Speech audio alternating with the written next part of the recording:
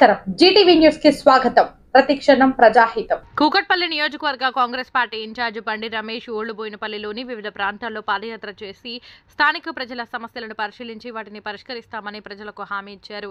Congress senior నాయకుడు దండుగుల యాదగిరి ఆధ్వర్యంలో పలువురు కాంగ్రెస్ నాయకులు కనకరాజు అశోక్, అధ్యక్షుడు మల్లికార్జున్ యాదవ్, మార్కెట్ కమిటీ డైరెక్టర్లు రాజేందర్, అస్లాం, షాహేంజ్, శ్రీరాములు, సందీప్, ఆనంద్, వెంకటేష్, అంజాద్, ముస్తఫా, విజయలక్ష్మి తదితరులు అధిక సంఖ్యలో పాల్గొన్నారు. వివిధ ప్రాంతాల్లో పర్యటించారు. ఛత్రిగడ్డ ప్రాంతంలో సర్వే నెంబర్లు 1లో ఉన్న సుమారు 108 ఎకరాలు భూమి కబ్జాకు గురైందని స్థానికులు ఆయన దృష్టికి తేగా ఈ విషయమై ఆర్డీఓకు ఫోన్ చేసి ఎంత భూమి మిగిలి ఉంది, ఎంత ఖర్చు అయింది, ఎవరెవరు కబ్జా పెట్టింది ఆ వివరాలు సేకరించాలని రెవెన్యూ అధికారులకు బండి రమేష్ ఆదేశించారు.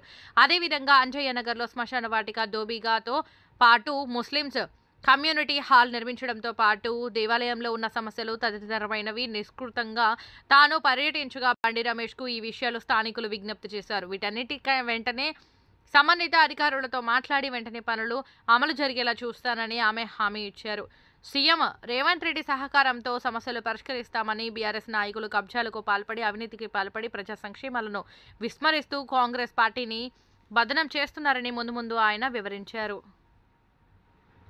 రమేష్ అన్న గారు అస్మద్పేట్, ఛత్రీ land, archaeology department, Muslims graveyard కోసం కానీ, ముస్లిమ్స్ కమ్యూనిటీ హాల్ కోసం కానీ, ఈ అంజయ్య నగర్ రజక సంఘం వాళ్ళ దోబిగాడ్ కోసం కానీ, ఈ అంజయ్య నగర్ వెల్ఫేర్ అసోసియేషన్ వాళ్ళు కమ్యూనిటీ హాల్ కోసం, గవర్నమెంట్ హాస్పిటల్ కోసం అందరు విన్నపాలు కాంగ్రెస్ పార్టీకి బండి రమేష్ అన్న గారికి వీళ్ళంతా.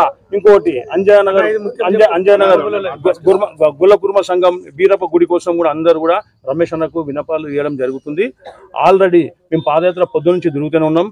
ఎక్కడెక్కడ సమస్యలు ఉన్నా ఇది కాంగ్రెస్ పార్టీ ఇంకా కూడా వాళ్ళు టీఆర్ఎస్ గవర్నమెంట్ అనుకుని నిద్రపోతున్నారేమో ఉండొచ్చు. ఎమ్మెల్యే గారు మీరు ఎమ్మెల్యే గారే, కాకపోతే ఇక్కడ మేము కాంగ్రెస్ గవర్నమెంట్, మా రేవంత్ అన్న ముఖ్యమంత్రి, మా రేవంత్ అన్న గారు చెప్పినట్టు ఏ పని ఉన్నా కాంగ్రెస్ ప్రభుత్వం ఆయంలోనే జరుగుతుంది. యూనిట్యాలున్నా ఏదున్నా అందరికీ ఏమున్నా గవర్నమెంట్ ల్యాండ్ మనం ఇట్లా కొట్లాడుకుంటే వేరేడు కూడా కొట్టుకొని తీసుకొని వెళ్ళిపోతారు, కబ్జా అవుతుంది.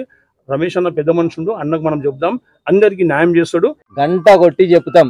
గతంలో మన రేవంత్ రెడ్డి గారు ఎంపీగా ఉన్నప్పుడు వీళ్ళందరూ పెద్ద మనుషులు అందరు నా దగ్గరకు వచ్చిర్రు. ఏం పెద్ద మనిషి మీరందరు నా దగ్గరకు వస్తే మిమ్మల్ని అందరినీ తీసుకెళ్లి ఎంపీ రేవంత్ రెడ్డి గారి దగ్గరికి తీసుకెళ్తే అతను ఎండమ్ చేసి ఇచ్చినాడు సార్. ఎండమ్ చేసిన తర్వాత వీళ్ళు ఏమన్నారు, ఎమ్మెల్యే మీతోని ఆ రోజు నిజంగా ఏమనంటే ఏదో అనివాక్యాలు చేసిరు. మేముండేది ఎమ్మెల్యే గీడ వాన్ ప్రభుత్వం ఏడికెళ్ళి వస్తుంది అప్పుడు ఇవన్నీ అన్నారా లేదా? మేమేమన్నాం, రేపు మనం ప్రభుత్వంలో రాబోతున్నాం, మా అన్న సీఎం కాబోతున్నాడు, అధికారంలో వచ్చినా మేము తెచ్చుకుంటామని అప్పుడు ప్రక్రియ ప్రారంభించినాం. ప్రభుత్వం ఏర్పడిన తర్వాత ఇదైతే సంఘటన ఉన్నదో సీదా ఇన్ఛార్జ్ బండి రమేష్ అన్న గారి చేతిలో పెట్టినాం. దీన్ని శరవేగంగా ముంగటికి తీసుకెళ్లి ఇమీడియట్లీ సీఎంఓతో లెటర్ పంపించి ఇంతగానం చేసుకొని వస్తే మేము చేసినాక బిర్యానీ అన్ని మేము వండినాక కబ్గీర్ పట్టుకొని వచ్చి ఫోటోలు దిగిందంట కొంతమంది టీఆర్ఎస్ నాయకులు అట్లా చెప్పుకుంటున్నారు. దయచేసి మీరు రజక సంఘం అందరికీ ఒకటి విజ్ఞప్తి చేస్తున్నారు. అందరికీ నమస్కారం.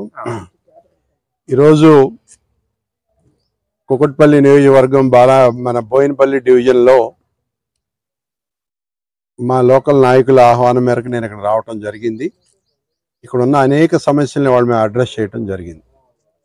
ముందుగా ఏదైతే ఛత్రీ ల్యాండ్ ఉందో సర్వే నెంబర్ 1 ఆఫ్ అస్మద్పేట, అది 108 ఎకరాలు, అది కబ్జాపరం అయిపోయి ఇవాళ పేద ప్రజలకు కాకుండా ఎవరికి కాకుండా అది అన్యాక్రాంతం అయిపోయింది. దాని మీద మేము ఎంఆర్ఓ గారితో ఆర్డీఓ గారితో డిస్కస్ చేసి దానికి సంబంధించిన పూర్తి క్లారిఫికేషన్స్ ఇవ్వమని చెప్పి మేము వారిని కోరటం జరిగింది.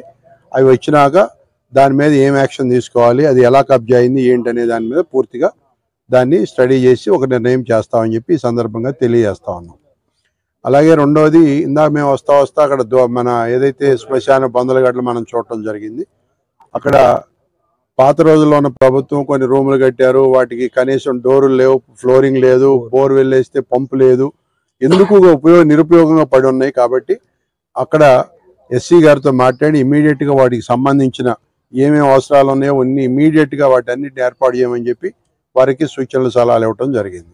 సో ఈ రకంగా బొందలగడ్డ అంతా కూడా తిరిగి చెక్ చేసుకోవటం కూడా జరిగింది.